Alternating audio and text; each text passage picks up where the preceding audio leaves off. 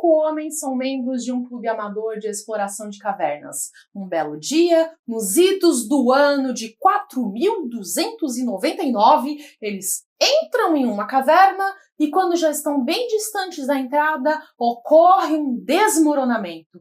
Pesados blocos de pedra bloqueiam completamente a sua única abertura. Como não retornaram às suas casas, as famílias perceberam que havia algo errado e acionaram o socorro.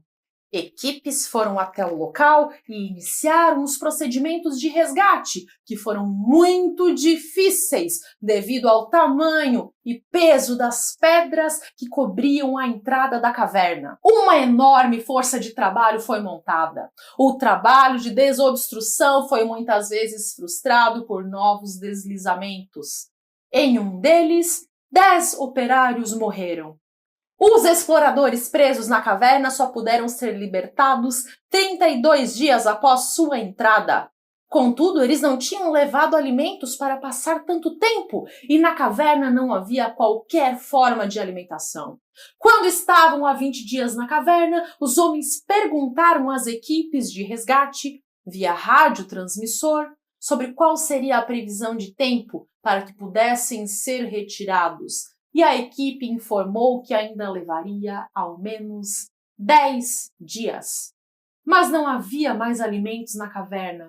E então os 5 exploradores perguntaram se haveria possibilidade de sobreviverem caso um deles fosse morto e servido de alimento. Nenhuma pessoa da equipe de salvamento quis assumir o papel de conselheiro naquele assunto. O que aconteceu então é que após libertados, o que ocorreu 12 dias depois, descobriu-se que um dos exploradores, chamado Roger Wetmore, havia sido morto e devorado por seus colegas, após a realização de um sorteio em que se decidiu quem iria dar a vida pelos demais. Roger foi quem deu início à ideia do sorteio. Contudo, antes da sua realização, ele mudou de ideia e disse que deveriam aguardar pelo menos mais uma semana para verem se seriam resgatados. Mas os demais exploradores não quiseram voltar atrás e realizaram o sorteio contra a vontade de Roger e ele foi sorteado. Foi morto e foi devorado. Após o resgate dos 4 sobreviventes, eles permaneceram algum tempo no hospital para se recuperarem da desnutrição.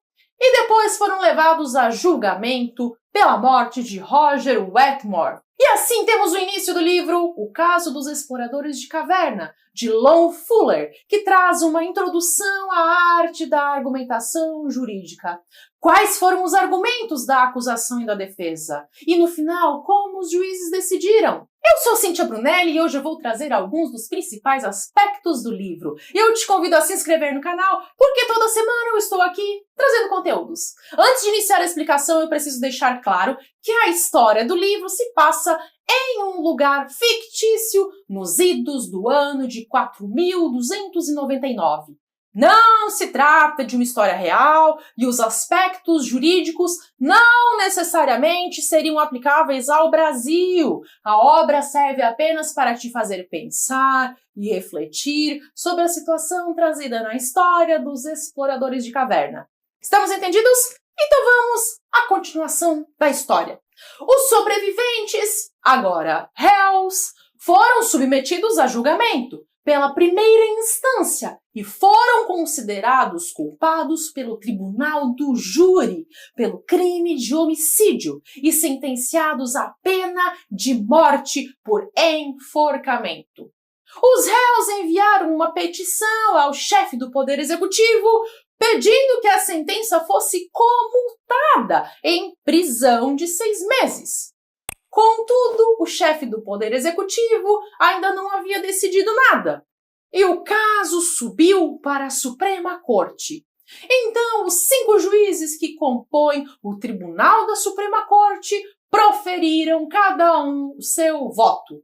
A votação se iniciou pelo presidente do tribunal, o juiz Trupany. Acho que é isso. A votação se iniciou pelo presidente do tribunal, o juiz Trupany, que considerou que a lei era clara. Qualquer pessoa que intencionalmente prive a vida de outra, será punido com a morte. Pela letra da lei não haveria exceções, não importando as circunstâncias do caso. Logo, os réus estavam condenados.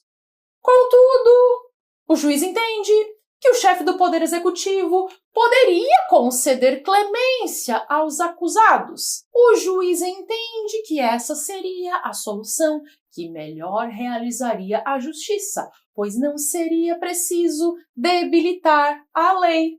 A lei estaria sendo respeitada, pois eles foram condenados, mas eles receberiam a clemência do chefe do Poder Executivo. Para o juiz Trupani, essa pareceria a melhor solução. Passamos agora ao segundo voto, que é do juiz Foster, que vota no sentido de que dizer que eles seriam culpados pela lei, mas conceder clemência, seria o mesmo que admitir que a lei, na verdade, não seria justa. O juiz Foster pensa de forma diferente e conclui que os réus são, na verdade, inocentes, pelo seguinte raciocínio: o direito positivo, com todas as suas normas legais, não seria aplicável ao caso porque lá dentro da caverna aqueles 5 homens estavam sob as leis do direito natural. Isso porque o direito positivo pressupõe a possibilidade de coexistência dos homens em sociedade.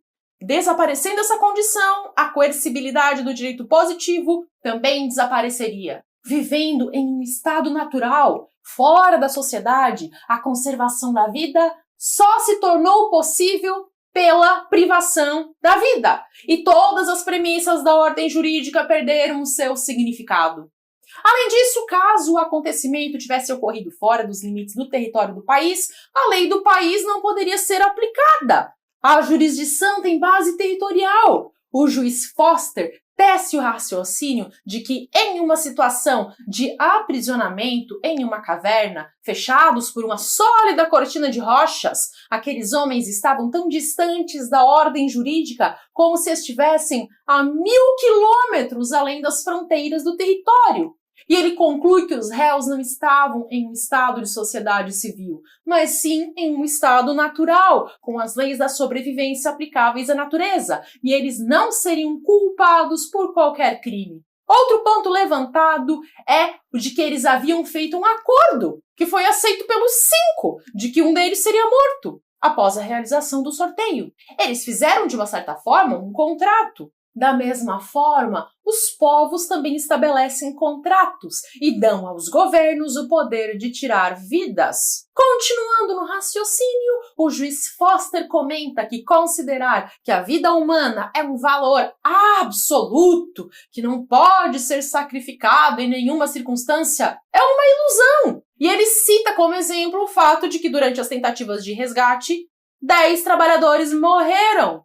Se é justo que essas 10 vidas tenham sido sacrificadas para salvar a dos 5 exploradores, como podemos dizer que seria injusto que esses exploradores fizessem um acordo para salvar 4 vidas em detrimento de uma?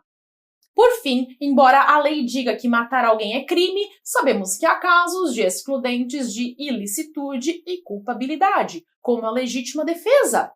Indo além daquilo que está meramente na letra da lei, é necessário buscar a justiça ao caso concreto. E por estes argumentos, o juiz Foster vota no sentido da absolvição dos acusados. Vamos agora ao terceiro voto, que é o do juiz Tatin. O juiz Tatin opina dizendo que os argumentos do juiz Foster estavam cheios de contradições e falácias. O juiz Tatin comenta que seria ilógico dizer que os exploradores haviam saído do estado de sociedade civil e entrado no estado de natureza. Pois, em qual momento isso aconteceu? Quando foi que eles saíram da jurisdição das leis e entraram nas leis da natureza? Foi quando a entrada da caverna desmoronou? Foi quando eles começaram a definhar de inanição? Foi quando eles se viram ameaçados pela morte? Ou quando eles fizeram o contrato para sortear quem seria morto? O juiz Tatin faz uma comparação.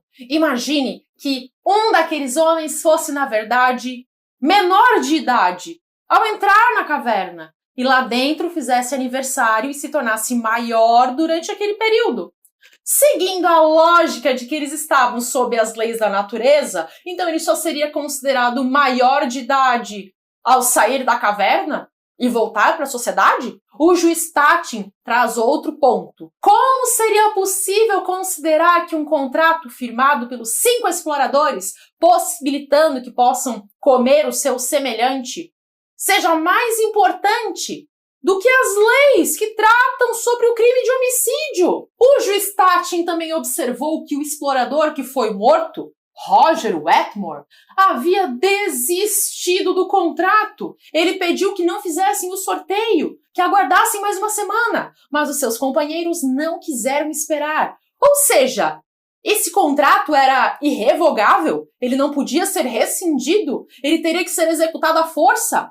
Outro ponto levantado pelo juiz Tatin é o de que comparar o ocorrido na caverna a situações de excludentes de ilicitude ou de culpabilidade como legítima defesa não faria sentido, porque uma das premissas do crime de homicídio seria a intenção de matar a outra pessoa. Em uma legítima defesa, o que está em jogo é a intenção de se defender, e a morte é consequência. Na caverna, os homens agiram intencionalmente para matar. E o juiz levanta uma hipótese. Como seria se Roger Wetmore tivesse se recusado, desde o início, a participar do sorteio? Seria possível que a maioria decidisse contra sua vontade? Ou suponha-se que eles não tivessem feito o plano de realizar o sorteio e que os outros simplesmente tivessem conspirado para matar Roger, e se não tivesse havido contrato algum? E aí, eles seriam absolvidos? Para finalizar seu voto, o juiz Tatin comenta como é lamentável ter que condenar à morte estes 4 homens quando a salvação de suas vidas custou justamente as vidas de 10 heróicos trabalhadores que morreram no seu resgate.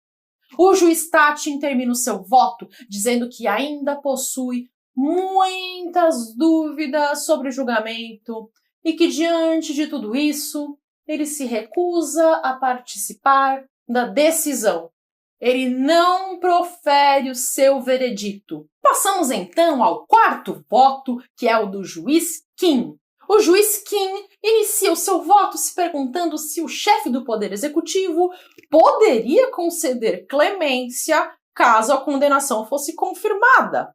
E ele desaprova a atitude do juiz Tupper Truepenny. E ele desaprova a atitude do juiz Truepenny quando este deu orientação para que o chefe do Poder Executivo conceda essa clemência. Porque não caberia a um juiz dar instruções ao chefe do Poder Executivo. Isso seria uma confusão de funções. O juiz Kim também pondera que a atitude dos 4 réus não deve ser analisada em termos de justo ou injusto, bom ou mal. Isso é irrelevante porque um juiz não julga se baseando em noções de moralidade, mas sim de direito. A única questão é decidir se os réus cometeram o crime de homicídio, a qual, segundo a lei, significa privar intencionalmente a vida de alguém. E ele comenta que qualquer observador imparcial vai concluir, logicamente, que os réus privaram intencionalmente a vida de Roger Wetmore. A conclusão óbvia é a pena de morte, que também consta na lei. O juiz Kim faz críticas ao juiz Foster, dizendo que é absurdo tentar adivinhar o propósito a que serve a lei, e argumenta que, agindo dessa forma, o que acontece é que o juiz tomaria sua decisão baseado naquilo que lhe agrada, e depois busca alguma lacuna de imperfeição no trabalho do legislador, quando este criou a lei. E aí, por fim, o juiz preenche essa lacuna da forma como lhe interessa.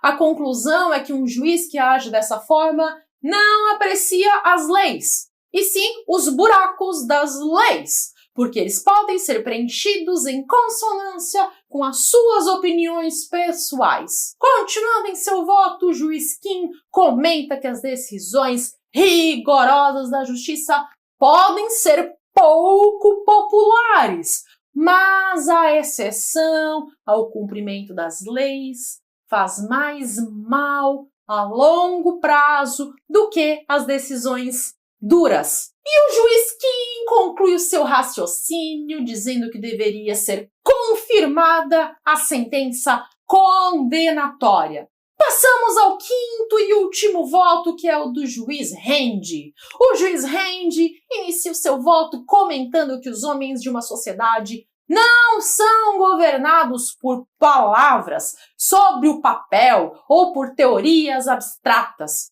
mas por outros homens. Eles são bem governados quando seus governantes compreendem os seus sentimentos e são mal governados quando não existe essa compreensão. De todos os ramos do poder público, o poder judiciário é o que tem maiores possibilidades de perder o contato com o homem comum, enquanto as massas reagem diante de certas situações conforme elas se apresentam em seus aspectos mais amplos e práticos. Os juízes dividem cada situação em pequenos fragmentos para analisá-los dentro de uma regra abstrata. O juiz Randi argumenta que é preciso manter uma certa conformidade entre governantes e governados. E ele comenta que os jornais fizeram uma extensa sondagem de opinião pública sobre o que as pessoas pensavam que a Suprema Corte deveria decidir e que cerca de 90% dos entrevistados opinaram que os acusados deveriam ser perdoados ou receber apenas uma pena simbólica que os deixasse em liberdade. Ele sabe que, em geral, os tribunais não devem se deixar levar pela opinião pública, porque ela é muito emocional e não é baseada em considerações racionais.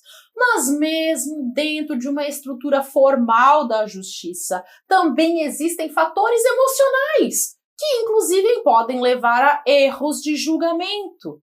O juiz Randi também comenta que certamente nenhuma pessoa pensaria que, ao absolver aqueles 4 réus, a lei estaria sendo desvirtuada. Não. Por fim, ele conclui que os réus são inocentes. Ou seja, tivemos 2 votos pela condenação, 2 votos pela absolvição e 1 voto nulo, o que trouxe um empate à decisão. Pelas leis do país em que se passa a história, em caso de empate na Corte Superior, deve ser mantida a sentença da primeira instância e determinou-se a execução, a pena de morte por enforcamento. Assim, no dia 2 de abril do ano de 4300, os 4 condenados foram enforcados e a história teve o seu fim. O autor do livro termina sua narrativa dizendo que a sua intenção com esse conto não é a de fazer uma sátira ao sistema judicial e nem a de fazer profecias sobre o futuro das leis, mas simplesmente o de, através de uma ficção, trazer um pouco de debate filosófico para o direito. Ele comenta que algumas das posturas filosóficas que nós temos hoje são as mesmas que agitavam os dias de Platão e Aristóteles na Grécia Antiga. E talvez no futuro, nos idos do ano de 4300, elas continuem as mesmas, porque essas questões filosóficas se encontram entre os problemas permanentes da raça humana. Questões sobre justiça, moral, ética e valores são tão atuais hoje como eram na Grécia Antiga e como possivelmente continuarão sendo nas gerações futuras. Uma observação importante: no Brasil, os réus poderiam também ter alegado, em sua defesa, a excludente de estado de necessidade, que consta no artigo 23 do Código Penal. Diz ali que não há crime quando o agente pratica o fato em estado de necessidade, e considera-se em estado de necessidade quem pratica o fato para se salvar de um perigo que ele não provocou e que nem poderia evitar, e cujo sacrifício não se poderia dele exigir. Esse argumento poderia ter sido usado pela defesa, já que eles estavam à beira da morte por desnutrição. Se o argumento teria sido acatado pelos juízes, eu não sei. Para você que chegou até o fim, eu te pergunto, como você teria decidido esse caso? Você teria absolvido ou condenado os exploradores de caverna? Escreve para mim nos comentários. Te convido novamente a se inscrever no canal e se você quer dar continuidade aos seus estudos do direito de um jeito bem fácil de entender, minha recomendação é que você se torne meu aluno no curso Primeiros Passos no Direito. Esse é o curso indicado para quem quer começar a aprender o direito ou para quem até já sabe alguma coisa, mas quer ter um conhecimento mais profundo sobre a base. No Primeiros Passos no Direito, o foco está nas disciplinas iniciais do curso de Direito, que são as mais importantes. A base é como o alicerce da casa. É em cima da base que todo o resto se ergue. Por isso eu falo sobre os assuntos mais fundamentais do direito. Assim você vai ter um conhecimento jurídico sólido. Vou deixar o link do curso na descrição do vídeo e aí você pode clicar e ver se o curso é mesmo para você. Aqui no canal eu também tenho dezenas de vídeos de introdução ao direito. Tem muita coisa mesmo. Ou seja, não tem desculpa para não aprender. É muita coisa de verdade. Eu vou deixar aqui uma playlist de vídeos de introdução ao direito para você clicar e fazer maratona Cintia Flix. Até!